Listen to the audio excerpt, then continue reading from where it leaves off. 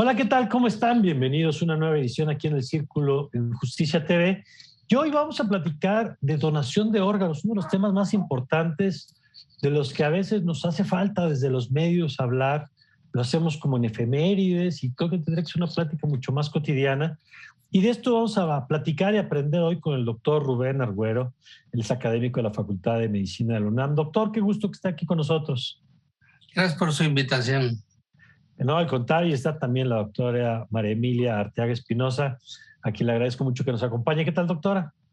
Hola, Mario. Mucho gusto y para mí es realmente un placer estar aquí y compartir este foro con el doctor Arguero, que es una eminencia en el país. No, y qué gusto estar con ustedes y aprendiendo de este importante tema. Y doctor, lo platicamos antes de empezar el programa, la pregunta obligada, ¿dónde estamos parados hoy en México en materia de donación de órganos? Incluso lo platicábamos no solamente comparado con Europa o con Estados Unidos, sino con países con realidades pues de pronto un poco más cercanas como las propias latinoamericanas. ¿En dónde estamos hoy, doctor?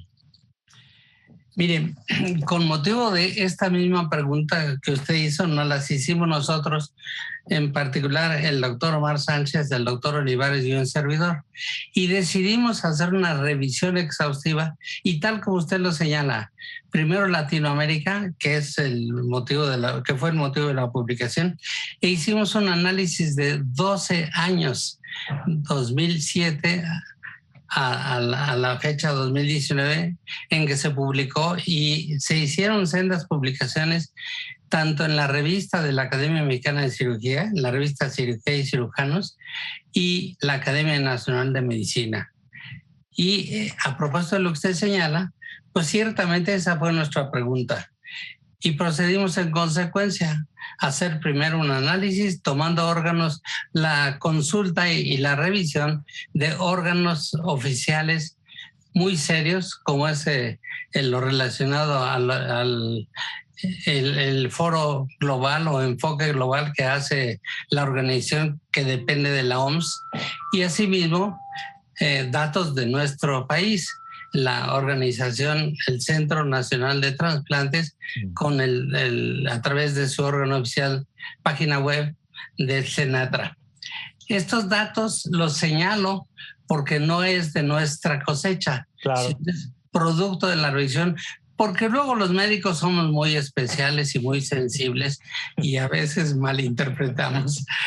¿Por qué hicimos la revisión? Bueno, 1988 hicimos el primer trasplante, pero ya México tenía antecedentes, 1963, y de ahí en adelante el Instituto Nacional de la Nutrición hizo el doctor Héctor Orozco un segmento de hígado a partir de un niño para un adulto, y luego ya hicieron el trasplante ortotópico un año después que nosotros hicimos el trasplante de corazón.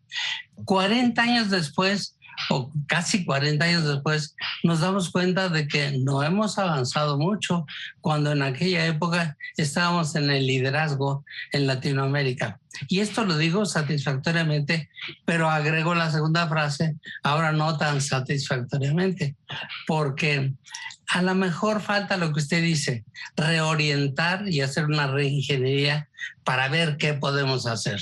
Entonces, a ver, y entonces, por ejemplo, y ahorita vamos con la doctora Arteaga, pero si miramos este artículo, por ejemplo, de la región, ¿cómo andamos? Supongo que se mide también por número de, no sé, como por cada 100,000 habitantes, sí, de tal manera que podamos comparar, digamos, ¿no?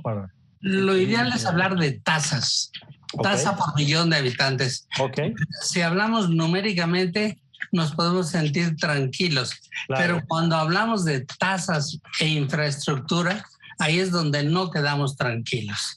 Y entonces voy a referirme, por ejemplo, trasplantes sólidos, riñón, hígado, corazón, y empecé hablando de riñón porque es el más frecuente, Y entonces nos damos cuenta que Uruguay tiene tasa por millón de habitantes 52.57. Le sigue Argentina y luego Brasil, 40 y tantos, 45.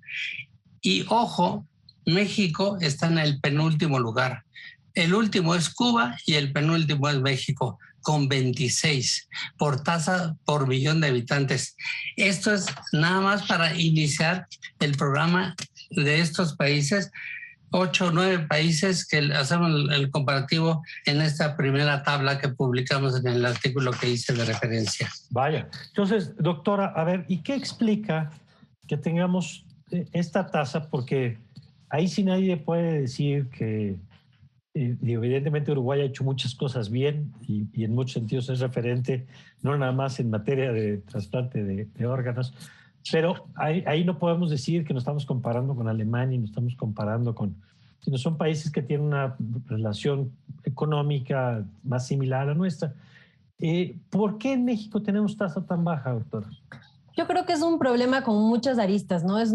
La respuesta sería irresponsable de mi parte decir que es un factor el que interviene. Creo que es una problemática multifactorial, entonces depende, sin duda, la falta. Yo creo que en general en todos los problemas la base siempre es la falta de educación y eso viene de la falta de información. Entonces, incluso lo mencionaste, Mario, desde un inicio, no existe difusión ni de los medios, no tenemos una educación, una cultura de trasplante. Entonces, creo que esa es como la base del problema, pero a eso le tenemos que sumar múltiples aristas del sistema de salud, de los establecimientos, y actualmente yo creo que no podemos dejar de lado que un problema fundamental es lo que pasó en el último año. El doctor Arguero comentaba los reportes que se tuvieron hasta el 2019. El problema es que llega COVID y a uno de los lugares en medicina que más impactó fue precisamente en trasplantes. Entonces, si es que tenemos que, por ejemplo, la cantidad de donantes que se tuvieron en el 2019 iba alrededor de 4.500, 5.000, según los datos igual del Senatra, en el 2020 hubieron 1.300, o sea, bajamos de 4.500 a 1.300. Y de las instituciones que están, digamos, o los establecimientos que están autorizados para realizar trasplantes, que en el 2020 se hablaban de 560, el 52% estuvieron sin actividad. Entonces, ahorita le sumamos a un problema mundial que ha tenido un impacto directo en este tipo de procedimientos porque la medicina se centró casi prácticamente a mantener ya al COVID. Entonces, realmente esto es un problema. Si ya veníamos con una tasa por millón, porque aparte es lo que comentaba el doctor Arguero, cuando se habla de tasas por millón, tú puedes comparar poblaciones, porque obviamente la cantidad de población que tiene México versus Uruguay o versus Brasil es completamente diferente, pero aquí estamos hablando por millón, entonces estamos equiparándonos, ¿no? Entonces aquí el problema es que falta, yo creo que de educación, no tenemos adecuada difusión, hay muchos mitos, somos el país que más consume noticias falsas en toda Latinoamérica. Sí. Entonces tenemos además una mala comunicación con respecto a estos temas tan trascendentales, más muchos mitos, más COVID, pues tenemos que donan 1.300 personas, pero hay en espera 23.000. Sí, es una combinación terrible. Y vamos a platicar justo de esos mitos en unos momentos que la doctora pone sobre la mesa, que me parece muy importante aprovechar un espacio como el que aquí tenemos en Justicia TV para hablar de este tema. Pero, a ver, doctor, cuando hablamos de trasplante, ¿de qué hablamos? Porque decía usted hace rato, a lo mejor pensamos en las córneas o a lo mejor pensamos cuáles son los más frecuentes y qué tan frecuente es que ocurra en nuestro país. Porque creo que es un tema del que tenemos todavía muchas cosas que aprender.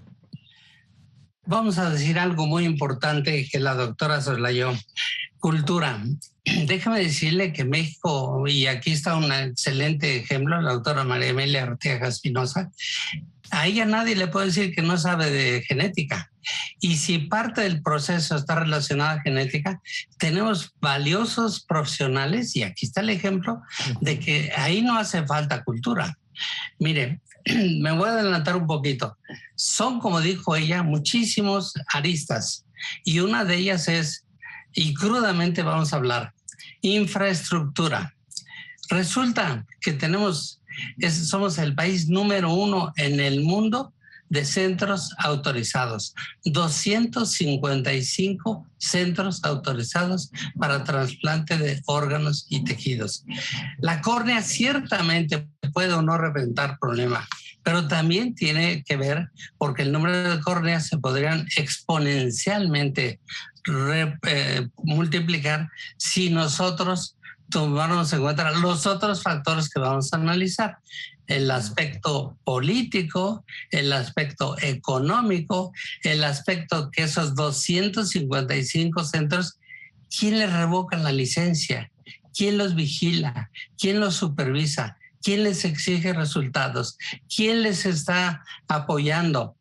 Resulta que la mayoría o el sueño dorado es que nosotros no tendríamos que hacer trasplantes a partir de vivos, sino de cadáveres. Y ahí está el problema serio, que resulta que tenemos, y aquí otra vez sobre la cultura, hace falta un coordinador perfecto. La universidad junto con Senatra preparó coordinadores. Ahí están los coordinadores. Pero ¿quién les hace caso a los coordinadores? ¿Quién les paga a los coordinadores? ¿Quién le paga al anestesiólogo, a la enfermera, al instrumentista, al perfusionista, etcétera? Y señalo todo esto porque después vamos a brincar a lo que usted señaló. ¿Qué hacen en otros países? ¿Qué les podemos copiar? Bueno, pues creo que les hemos copiado muy poco o nada. Y entonces resulta que tenemos 255 centros autorizados, pero vamos a compararlos con Uruguay. Uruguay tiene 3 centros. Brasil tiene 140. Argentina tiene 53. Ahora voy a brincar al otro lado. España, el líder en el mundo en materia de trasplantes, tiene 40 centros. Y resulta que España va tan avanzado que ahora ya está preocupándose por recuperar órganos a partir de la asistolia. Ese es otro tema que vamos a hablar. Okay. Pero a lo que me refiero, y con esta comparación de centros, dice uno, caray, somos el número 1 en el mundo, debemos de ser el número 1 en producción, pero resulta que no somos. Claro. Lo cual nos apunta justamente hacia los otros aspectos de los que tenemos que platicar ahora. Ahora, nada más, antes de ir sobre estos asuntos de infraestructura y la parte incluso de cómo se da la donación y la parte de los mitos, doctora, que también usted pone en la mesa, quisiera preguntarle nada más, ¿decía usted cuántas personas están en espera de donación? Así es. ¿Cuántas son? Justo, según los últimos datos del Senatra, son 23,000. Bueno, son 22,935, redondeémosle a 23,000 personas que están en espera. ¿Y en espera de qué? La gran mayoría, 16,900, es riñón, es la que más como que encabeza la lista, como comentaba el doctor. Luego le sigue córnea, hígado y corazón también. Esos son como a grandes rasgos los más frecuentes. Y creo que aquí como un poco llevándolos quizás a un punto más básico, tenemos que conocer esto de qué es trasplante, ¿no? ¿Qué es trasplantar? ¿A qué nos referimos con esto? Entonces es trasladar, ¿no?, un órgano o tejido o un conjunto de células de una persona que se considera el donante a otra persona que se considera el receptor. Y el punto aquí clave es que uno puede ser una persona con vida, donadora, o precisamente como comentaba el doctor, sin vida, es decir, un donante cadavérico. Ahora el punto es, la muerte se tiene que definir también en 2 grupos. Cuando la muerte es por paro cardiorrespiratorio, es decir, cesa la función del corazón, que frena la perfusión, es decir, la circulación hacia los órganos, entonces ahí lo que se puede donar es diferente. Entonces van a ser tendones, las válvulas cardíacas, huesos, piel, córneas. Y cuando la muerte se debe a que hay falta de actividad cerebral, entonces el problema es lo que se conoce como muerte cerebral, ahí es cuando se pueden recuperar órganos como corazón, riñón, páncreas, pulmones, hígado, más todos los tejidos que mencioné previamente. Entonces sí es muy importante esto, porque depende del tipo de muerte cómo se puede hacer la donación cuando hablamos de un donante sin vida. Y cuando es un donante con vida, por lo general uno lo puede hacer de manera altruista, aunque en nuestro país lo más frecuente es que se haga para un familiar, ¿no? Y todo va a depender de las circunstancias en las que nosotros nos encontremos. Y que para poder ser un donador, uno necesita registrarse como donador voluntario. Eso es como lo más importante que tenemos que hacer. Eso se hace en la página del Senatra. Yo creo que después podemos hablar de cómo de cómo son los pasos para registrarnos como donantes. Pero un punto fundamental es primero informarnos de qué se trata, aclarar todas las dudas al respecto, estar seguros de la decisión, pero el paso más importante es notificar a la familia. Quien suele ser los principales opositores de una donación, a pesar de que la persona sea donadora, es la propia familia. La familia dice no, pero precisamente alrededor de todos los mitos que se generan. Pero el punto aquí clave es, si tú has decidido ser un donador voluntario, debes notificar a tu familia que lo eres y que respeten tu decisión, porque si es que esto ocurre en un donador ya sin vida, pues la familia es quien tiene la última palabra. Entonces sí es muy importante que tengamos en cuenta que la parte fundamental, además de registrarnos como donadores, es compartir esta información con la familia para que se pueda llegar a dar la donación y pensar que una persona aproximadamente puede salvar 7 vidas, si es que uno es un donador. Una persona, 7 vidas. Una persona, 7 vidas. Ok, vamos a hacer una pausa y vamos a regresar con el doctor Arguero y la doctora Arteaga para preguntarle este tema de, a ver, si lo que nos está diciendo la doctora es, primero, puede ser en vida y puede ser una persona con muerte cerebral. ¿Cuántas personas hay en México que tienen muerte cerebral? Como para entender si es un tema de tener personas o es un tema de la donación, es decir, ¿qué pasaría si tuviéramos una cultura de la donación?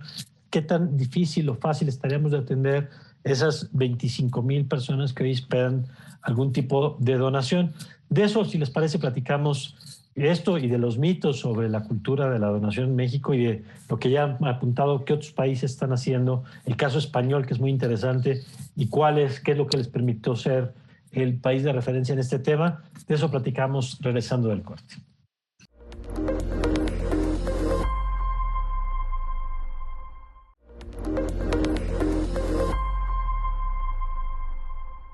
Estamos de vuelta y a ver, doctor Arguero, ¿cuántas personas en México tienen muerte cerebral? Y lo pregunto, o si es por la ruta de la donación en vida. ¿Cómo estamos? Porque ahorita ya nos hablaron de las personas que requieren donación, pero en el campo de los donantes, ¿cómo estamos? O de los potenciales donantes, ¿cómo estamos en México? Permítame puntualizar 2 cosas que la doctora señaló. 2007 subió 363% la lista de espera de un órgano. Ok. Esto quiere decir que es una cifra estratosférica. ¿Y por qué lo puntualizo? Porque muy bien dijo la doctora, la pandemia vino a echar abajo todo, pero si analizamos las cifras antes de la pandemia, ya el problema existía. Claro. Ahora, vamos a pensar, ya tenemos la cultura, ya convencimos a la familia, ya llegamos a la donación tácita, que desde el siglo XIII la reina María, como siempre una mujer pone adelante las cosas, la reina María en el siglo XIII, cuando le fueron a chismosear de que se estaban robando los cadáveres y que estaban mutilando los cadáveres, la reina con un buen juicio como buena mujer dijo, a ver, ¿de qué se trata? ¿Quién se lo roba? Y total, le completaron toda la información. Y a partir de entonces, porque lo que resulta es que era un beneficio enorme, por eso Francia brilló en anatomía, por eso Francia brilló en el arte, porque eran los pintores y los médicos los que estaban metidos con el cadáver. Bueno, a lo que voy.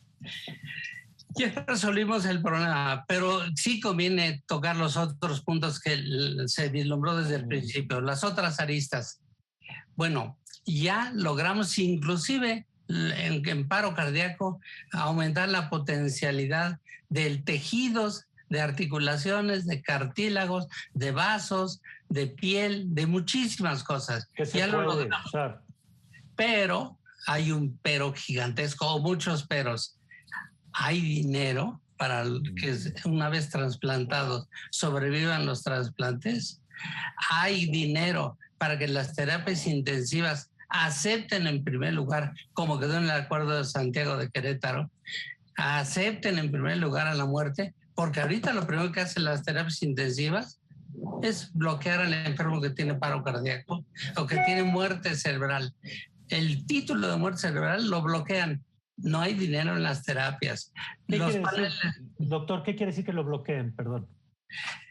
Que no está como prioridad el ingreso, como está en España, prioridad una muerte cerebral, entra a la terapia intensiva. Aquí no, aquí es exactamente lo que no aceptan.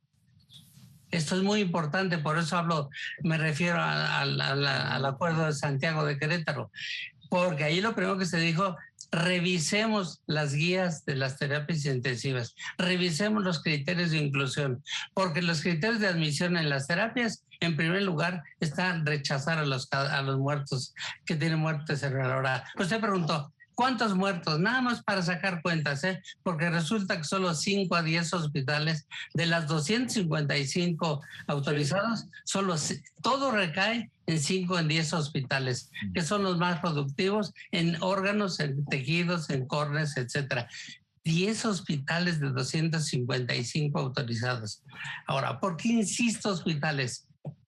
Cuando hablamos de muerte cerebral, como lo dijo muy bien la doctora Arteaga, el 5% de las muertes que ocurren en un hospital, ojo, 5% de las muertes que ocurren en un hospital es por muerte cerebral. Y eso que lo puede detectar un coordinador, ni caso le hacen. Si nada más aprovecháramos ese 5% de muertes cerebrales que ocurren en todos los hospitales, porque es estadística no mexicana, estadística internacional. Con eso ya tendríamos para resolver muchos problemas. Okay. A eso les podemos sumar que sube rápidamente el 20%. La muerte en la sistolia, como lo señaló la doctora Ortega Espinosa, paro cardíaco. Lo primero que hacen es desecharlo. Bueno, resulta que los países organizados, y vuelvo a referir España, Francia, Inglaterra, etcétera, hacen todo lo posible por meterlo rápidamente a perfusión y recuperan riñones, hígado, intestino, páncreas, y ahora van a recuperar pulmones y corazón. A ver, entonces, doctora, con esto que estamos aprendiendo, lo que nos están diciendo, tenemos una demanda de personas que requieren un órgano y tenemos pacientes que están llegando con muerte cerebral o y que lo que nos dice el doctor es, primero tiene que haber una cultura del propio hospital o una operación del propio hospital para recibir a esas personas, y luego viene este tema de la familia. Pero déjame detenerme en algunos de los aspectos. Hablaba usted de los mitos. ¿Cuál diría usted? Ahorita vamos a la parte de infraestructura que decía el doctor y de presupuesto, que es fundamental. Pero quisiera detenerme en esta parte de la voluntad, tanto de los donantes como de sus familiares. ¿Cuáles, en su experiencia, cuáles son los principales frenos para que nos asumamos como donantes, insisto, en lo personal y en lo familiar? Aquí también depende mucho de nuestra cultura, entonces hay algunas también puntos. Yo creo que son muchos mitos. Uno de los mitos que es como más sonoro es que cuando una persona entrega el cuerpo para donación, el cuerpo queda deforme, queda mutilado, se pierde, digamos, la dignidad de esta persona. Entonces, la realidad es que durante la extracción de órganos, el personal médico maneja con dignidad, con respeto el cuerpo de un donante. Incluso un donante para el personal médico es un héroe. No sé si ustedes han visto en algunos lugares cuando entra alguien con muerte cerebral que se admite para donación, pasa por un carril de honor en el cual todos aplauden por lo que se está haciendo en base a esta gran... Eso es un evento altruista, ¿no? Lo que estamos viendo. Entonces, primera cosa es cómo se trata o cómo se hace la extracción de órganos en donde en ningún momento va a haber mutilación o va a haber deformidad, ¿no? Como es un punto central, ¿no? Otro cosa que es un mito frecuente es la edad.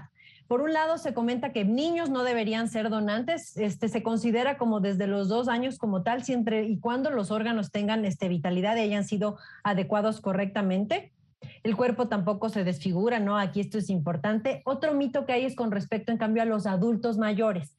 También se cree que ellos no pueden donar sus órganos, pero no hay límite de edad para la donación, siempre y cuando los órganos y los tejidos se encuentren sanos, ¿no? Entonces, esto es otro mito, digamos, que yo creo que es importante. Otro mito es el de la religión. Ninguna religión prohíbe la donación ni el trasplante de órganos. La mayoría de religiones justamente dan la libertad a sus fieles sobre la donación y trasplantes de órganos, destacando que siempre tiene que ser un acto de solidaridad, ¿no? Que no va a haber una remuneración económica. Entonces, ese es otro mito, ¿no?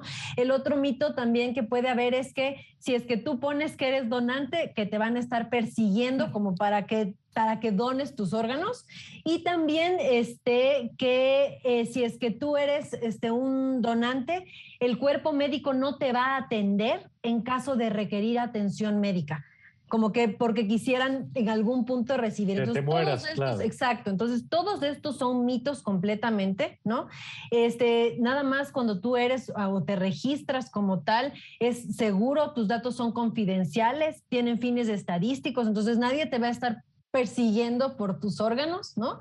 Y aquí un punto clave, lo que comentaba justamente el doctor, es con respecto a cómo se van a manejar los centros que van a permitir que se genere la donación. Entonces, es una red enorme, de hecho por eso hay el CENATRA, que es como tal el Centro Nacional de Trasplantes, que es una red que coordina a nivel nacional los centros, los donadores, a dónde va, la lista y todo el registro. Entonces es importante esto. Y aquí creo que a mí también me llama mucho la atención lo que comentaba el doctor con respecto a, ok, tenemos cientos de centros, pero tenemos una tasa bajísima, porque hay lugares en donde hay 4 centros, 40 centros y se logra hacer, porque claro, esto es en base a la organización.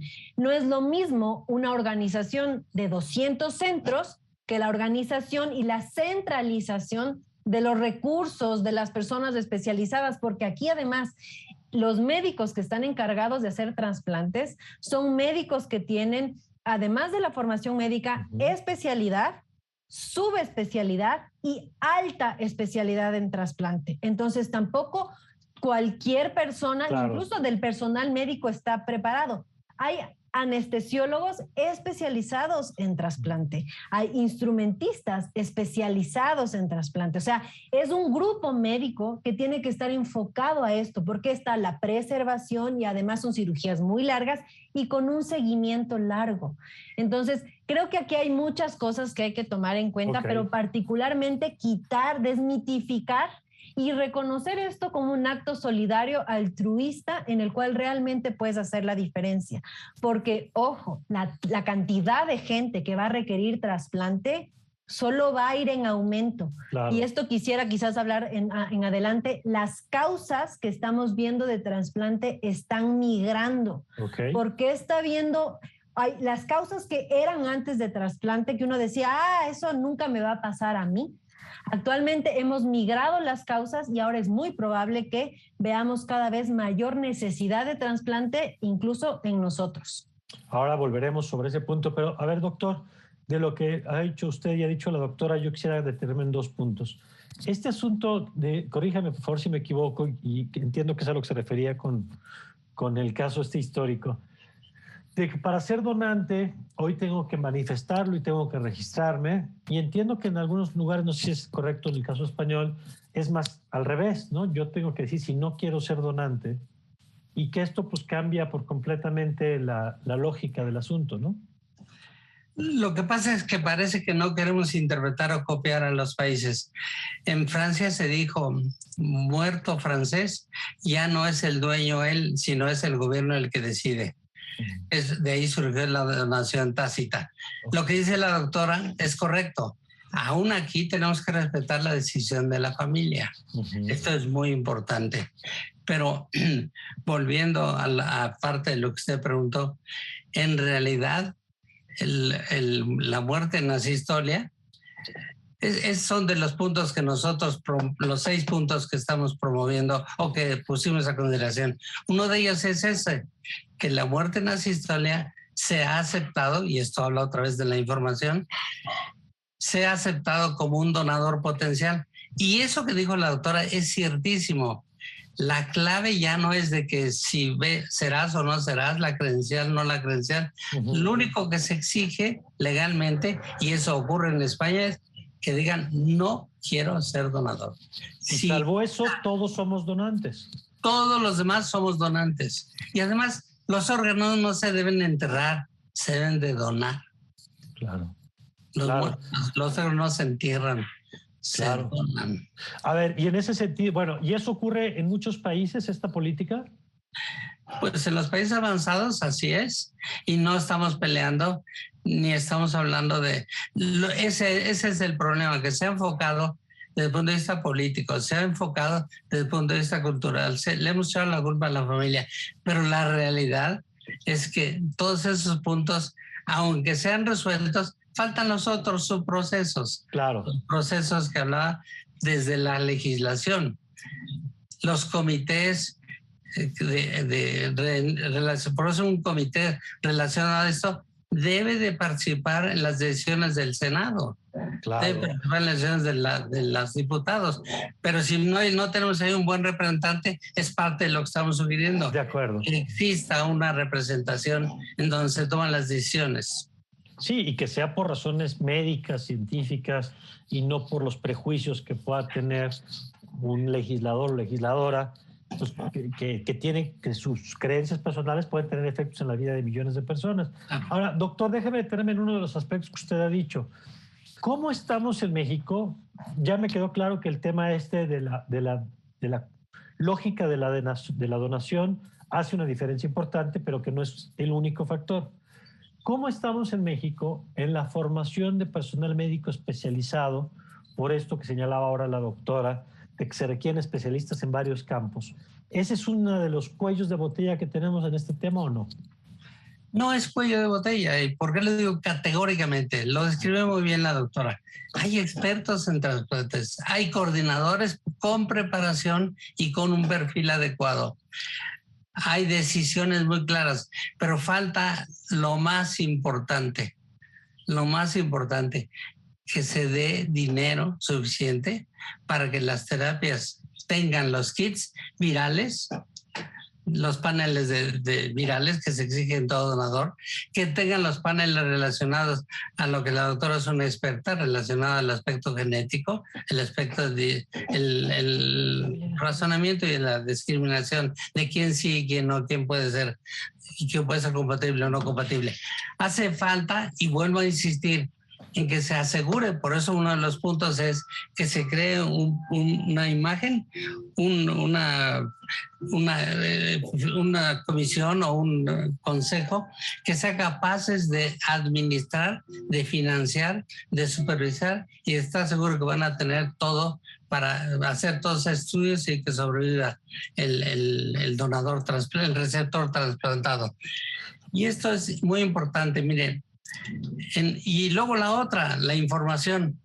Somos unos expertos en soltar una información amarillista, cuando en España lo único que no se ha hecho es información amarillista. Se habla de información verídica y de buenos resultados. ¿Para qué? Para que el público tenga confianza en que está en un país donde sí se hacen las cosas, no hay tráfico de órganos, no hay cosas raras, no hay mercado negro, no.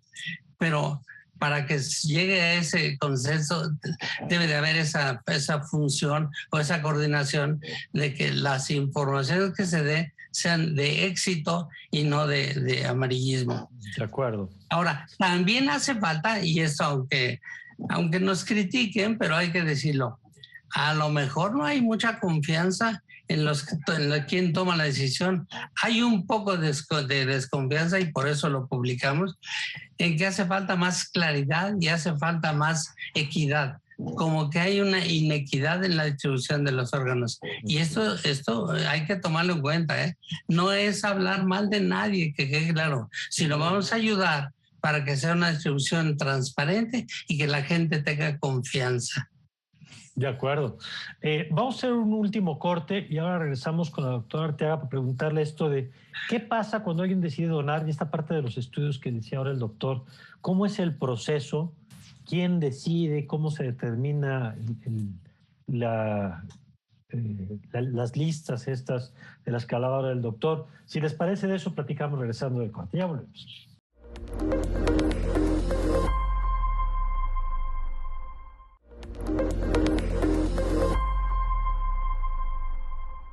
Estamos de vuelta y a ver, doctora, esto que hablaba ahorita el doctor Arguero, ¿cómo es el proceso cuando están en el hospital, cuando están en uno de estos centros de los que nos han hablado? ¿Qué se hace? ¿Qué estudios se realizan? Y si se tiene el equipo y el recurso suficiente para hacerlo? Ok, aquí serían dos situaciones. Primero, cómo uno hace para ser donante, que eso lo podemos dejar en segundo plano, y el otro es qué pasa cuando existe la necesidad. Entonces, cuando existe una necesidad, quien está encargado como tal o quien está a la cabeza de todo este proceso es el comité de trasplantes de cada hospital. Okay. Y este determina si el paciente primero es candidato a un trasplante. Si lo es, perdón, ya... ¿es instituciones públicas y privadas? Hay tanto en instituciones públicas como en privadas. Okay. Y actualmente en el país están casi a mitad, como el 50-50 o 40 y algo por ciento son privados y el resto son públicos. O sea, ahí cada quien tiene un comité de trasplante y dice el paciente si es candidato o no. Y el hospital, ese comité, hace la inscripción en el Registro Nacional de Trasplantes. Esto no tiene ningún costo. Y se le proporciona ya a ese paciente un comprobante o un número de registro. Y dependiendo de se hace como una categorización. Entonces, algunos de los criterios de asignación para decir si va este órgano o tejido acá, depende primero de la factibilidad, ¿no? De pruebas de histocompatibilidad, que es histo de tejido, ¿no? Que el tejido sea compatible, porque recordemos que no todos somos compatibles, incluso entre familiares puede haber no compatibilidad. Entonces, lo principal es una prueba de compatibilidad. De ahí entra la antigüedad en la lista de espera. ¿En dónde estás en esa lista? La compatibilidad, como ya mencionaba, las mediciones, ¿no? La antropometría es muy importante aquí porque estamos hablando de órganos que van a variar entre personas. Y claro, por último, tener la oportunidad de trasplante, es decir, que el hospital donde se pueda hacer cuente con el equipo, cuente con el transporte, porque es también, o sea, digamos que se necesita un órgano en Ciudad de México y se encuentra un órgano en Querétaro. Claro. El transporte, la movilización, entonces eso ya sería como la oportunidad de trasplante. Entonces, digamos que eso sería todo el mecanismo que se tendría que cumplir en caso de que alguien necesitara un trasplante. Y por otro lado, tenemos qué pasa si yo quiero ser donador. Uh-huh. El programa del Senatra se llama donación voluntaria y uno se puede registrar como donador voluntario en la página que es senatra.gov.mx/DV de donante voluntario. Ahí se despliega un formulario y uno puede, llenas todos los datos con tu CURP y llenas los datos como fundamentales y dejas o puedes imprimir lo que se conoce como una tarjeta de donador. Y en esta tarjeta dice, incluso a mí me gusta mucho esta parte, la tarjeta está dirigida a la familia. Dice, a mi familia, en la eventualidad de mi muerte, yo quiero ser donador y pido que se respete mi voluntad. Uno debe imprimir y tenerlo, ¿no? Incluso puedes enmicarlo y tenerlo a la mano, pero lo más importante es hablar con la familia al respecto. Me inscribí, soy donador voluntario y espero que se cumpla como tal. Pero entonces, perdón, doctora, ¿no existe un registro donde un hospital, por ejemplo, pueda consultar si alguien es donante? No, porque sería en contra del acuerdo de confidencialidad. Okay. Por eso depende de la tarjeta y que la familia informe. Al momento de la muerte, ¿qué tiene que hacer la familia si yo soy voluntario? La familia tiene que preguntar en el hospital por la coordinación hospitalaria de donación.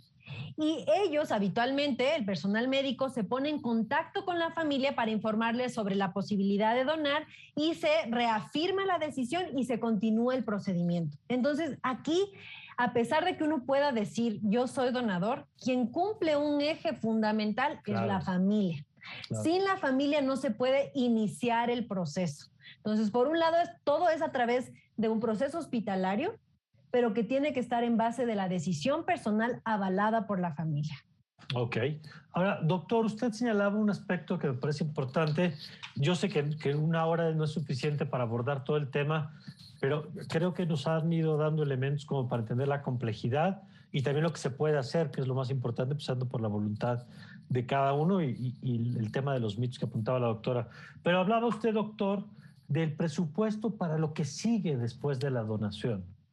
¿Qué pasa en el proceso después y qué estamos haciendo en ese sentido?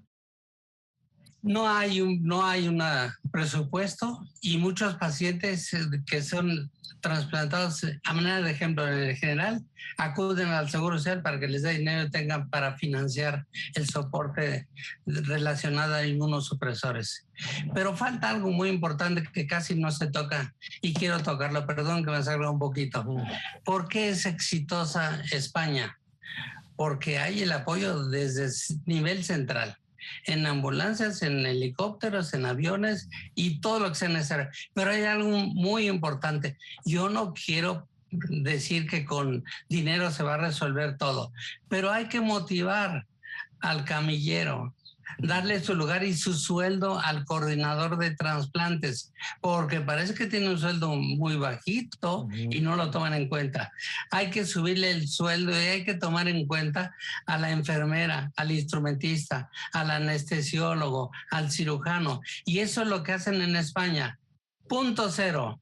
Arranca ante una sospecha de un potencial donador. Para que ese potencial donador sea efectivo, el punto cero cuenta. Y a partir de eso cuenta por minutos y por horas, y al final del proceso de la donación trasplante reciben un reconocimiento todos los que participaron. Aquí creo que ni toman en cuenta al coordinador, ni toman en cuenta a la enfermera, ni toman en cuenta al que está en el anfiteatro, etcétera, etcétera. En España ese es el éxito, en que toman en cuenta a todos y todos son reconocidos. Me salí un poco, pero es parte del proceso. Es que es importante, y además algo que ha quedado muy claro es que si no hay un enfoque integral del tema, no se va a mover. No basta con una de las acciones que nos han explicado ustedes, si no se atiende todo lo sistémico, digamos, que va desde lo que apunta ahora usted, doctor, de los incentivos o reconocimientos, hasta los temas culturales, como ha explicado la doctora, pasando por los temas de hablar y socializar este tema.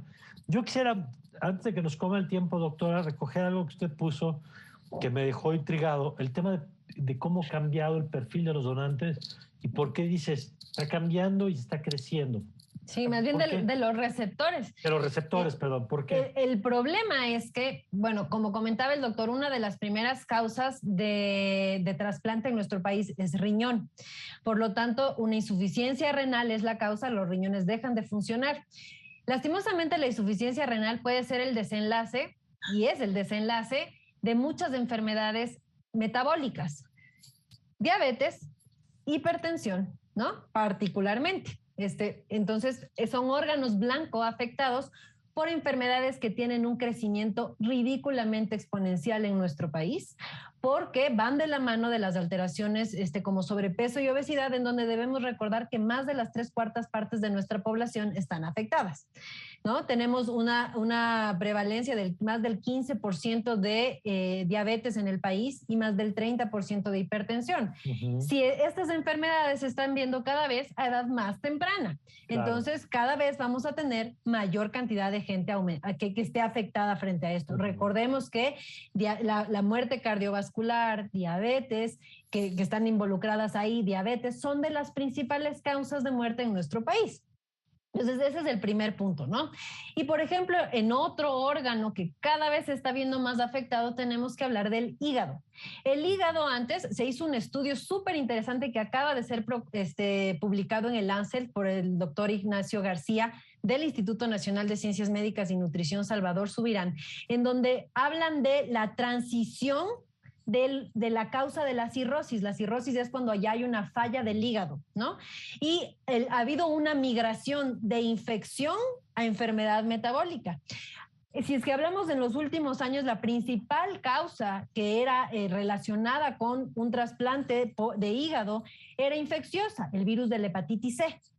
Y actualmente, desde el 2012 hasta ahora, la principal causa de cirrosis en nuestro país es hígado graso asociado a disfunción metabólica, el que antes se conocía como hígado graso no alcohólico. Entonces, ¿y qué tiene que ver con los hábitos? Y que tiene que ver directamente con falta de ejercicio, diabetes, con todas las enfermedades metabólicas, sobrepeso y obesidad. Entonces, mira tú, en 20 años migramos de la primera causa, que era infección, Ahora la primera causa, que antes era la tercera, pasa a ser la primera, hígado graso. Y la segunda se mantuvo como el hígado graso alcohólico, el que está relacionado con alcoholismo. Entonces, si es que estamos hablando que estas enfermedades metabólicas van en aumento. Se van a disparar la demanda. Se calcula para el 2050 el 92% de la población tenga sobrepeso y obesidad. O sea, 8% va a tener un adecuado peso. Si es que esto sigue aumentando así, las causas de trasplante renal, de trasplante hepático, de alteración cardiovascular también van a estar relacionadas con las enfermedades metabólicas. Entonces, el punto clave aquí es, muchas veces vemos muy distante la probabilidad de requerir un trasplante, pero cada vez se va acercando, se puede estar acercando más si es que no cambiamos. Y no deberíamos tener este pensamiento de yo seré donador hasta que me toque a mí o le toque a mi familia. Deberíamos pensar, yo debo ser donador independientemente porque en algún momento cualquiera de nosotros podríamos estar del otro lado y así no estuviéramos del otro lado. Si nuestro cuerpo, después de haber cumplido las funciones, puede dar vida, que dé vida. Claro, de acuerdo. Y totalmente de acuerdo con lo que apunta. Doctor, ¿quién tendría, entendiendo la complejidad del tema que nos han planteado, quién tendría que conducir, que encabezar este esfuerzo interinstitucional para dar respuesta en este tema? O sea, ustedes, incluso están las propuestas, está el artículo, está documentado, hay una comunidad de especialistas, de doctoras, de doctores en este tema, pero yo supongo que aquí no solo hace falta voluntad, pero si la voluntad se vuelve muy complicado. ¿Quién tendría que encabezar estos esfuerzos? No es fácil la contestación. Mejor diríamos crear el entorno relacionado a una entidad que haga el financiamiento, a que el aspecto se legalice y se haga oficial que hay un programa nacional de trasplantes, porque resulta que no están enteradas muchas gentes de que existe esta necesidad, por lo cual tampoco se ha legislado al respecto. También hace falta que en un momento dado cosas tan simples, que se autorice a las ambulancias a trasladar un cadáver, porque resulta que no está autorizado y en caso de muerte por esa historia, lo ideal es que se traslade a un centro donde se hagan bien los trasplantes. Claro. También hace falta que en un momento dado se llegue a un acuerdo interinstitucional, porque parece en ocasiones que están peleadas las instituciones. No, a mí me toca porque yo registré la muerte cerebral, porque yo hice los trámites. Debe haber un acuerdo interinstitucional, como ocurre en otros países, porque aquí parece que somos diferentes. En fin, faltan muchas cosas, pero la fortuna es que existe esta capacidad de comunicación. Ya lo dijeron en la inauguración del Grupo Siembra en España. A mí dame ojos, letras, voz y te muevo el mundo. Un físico dijo, dame una palanca y te muevo el mundo. Ahora dame un sistema de información y te muevo el mundo. Y eso es cierto. Los sistemas de comunicación, la prensa, la prensa no quiere decir letra o un periódico, quiere decir comunicación escrita, hablada, legislada, etcétera, etcétera. Comunicación, información, dinero, organización. No puedo decirle que tal gente o tal grupo se va a encargar, porque no es fácil. Somos humanos y no es fácil. De acuerdo. A ver, un poco la misma pregunta, doctora, pero se lo pregunto porque entiendo que no le toca a una persona en una institución nada más. Eso ustedes lo han explicado con mucha claridad. Pero también me queda claro que alguien o algunas instituciones tienen que hacerse cargo de empujar este tema más allá de los esfuerzos que la propia comunidad médica ha hecho. Es decir, en el trabajo legislativo, como han señalado, en el tema presupuestal, en el tema de las campañas en medios de comunicación. Si no hay esfuerzos organizados, pues va a ser difícil que cambien las tendencias. Y lo que nos dijo hace rato, doctora, es para ponerse a temblar. Pues lo que nos está diciendo es, a ver, con lo que estamos viendo hoy, nada más miremos 30 años el reloj para adelante. Y la pregunta es, ¿en qué condiciones nos va a pescar eso en términos de respuesta institucional? Entonces, por eso insisto un poco en a quiénes les toca, a qué instituciones, a qué personas, a qué empujar y retomar este tema para tener, o en todo caso, si lo estamos haciendo o no lo estamos haciendo, para sacar adelante este tema. Yo creo que aquí un ente fundamental, el médico, digamos en general, el médico de cabecera, el médico de siempre, tendría que tener una cultura hacia ese sentido. Yo creo que una de las bases, me voy a ir un poco más atrás, como estudiantes de medicina de pregrado, tampoco recibimos información con respecto a la cultura de trasplante. Okay. Entonces, siendo la comunidad médica un eje fundamental de comunicación, yo quien creo que tendría que ser uno de los primeros responsables en la difusión de esta información son las facultades de medicina. Las facultades de medicina tendrían que orientarse hacia el trasplante, cómo se hace, qué es, y todo, no dejarlo como para una, como comentaba, alta especialidad de una subespecialidad, sino enfocarnos a que todos somos potenciales donadores y por lo tanto como difusores de información creo que las facultades de medicina es lo primero. Luego en la educación de posgrado también, hablando de hospitales, de instituciones como tal, los hospitales son centros educativos y que a pesar de que el hospital de tercer nivel, o sea el más especializado, es quien hace el proceso como tal, el procedimiento quirúrgico como tal, los hospitales de primero y segundo nivel son quienes van a ser los lugares de mayores donadores. Entonces, yo creo que yendo, además de todo lo que comentó el doctor, y dirigiéndome específicamente al área médica, yo creo que lo que nos falta es educación hacia la población médica, quien pueda después tomar esta posta para dar la educación hacia la población y permitir además la difusión de medios. Muy bien. Pues algún apunte final, doctor, algo que quisiera agregar ya en los últimos minutos del programa.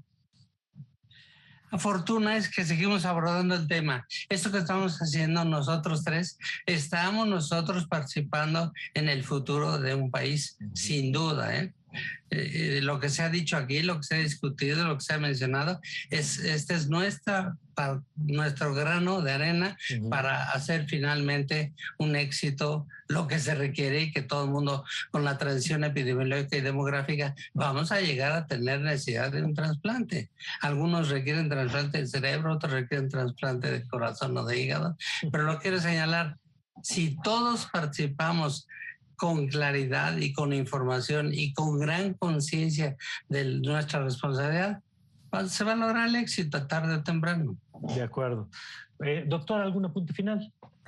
Yo creo que lo que tenemos que hacer es, quienes nos estén escuchando, investiguen por su parte también, entren a la página del Senatra. La campaña se llama Suma Vidas, Dona Órganos. Está a la mano información de todo tipo.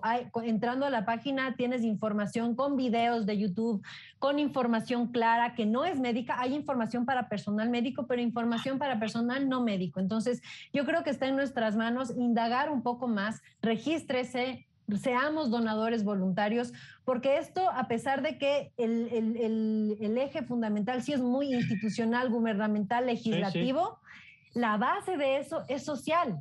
Y entonces ahí sí entramos todos, nos compete a todos. Entonces, regístrense y seamos donadores voluntarios. Pues yo les agradezco mucho por su tiempo, por la claridad con la que nos han explicado el tema. Doctor, muchas gracias. Gracias, señor Campos, Mario Campos, muchas gracias. Gracias a usted, doctor. Doctora, muchas gracias. Muchísimas gracias, un gusto. Gracias. Y ya saben que yo siempre los invito a que nuestros programas los compartan. Bueno, creo que el de hoy, por razones obvias, hay que compartirlo. Ojalá provoque conversaciones. Si usted nos escuchó, si usted nos vio, si escuchó al doctor, a la doctora, platíquenlo en la comida, en el desayuno con la familia. Quitémosle el miedo a hablar de estos temas. Creo que hemos aprendido y vale la pena que este conocimiento se comparta con más personas. De antemano le agradezco por ayudarnos a eso. Yo le invito a que continúe con nuestra programación aquí en Justicia TV, como siempre, y le deseo que tenga usted un magnífico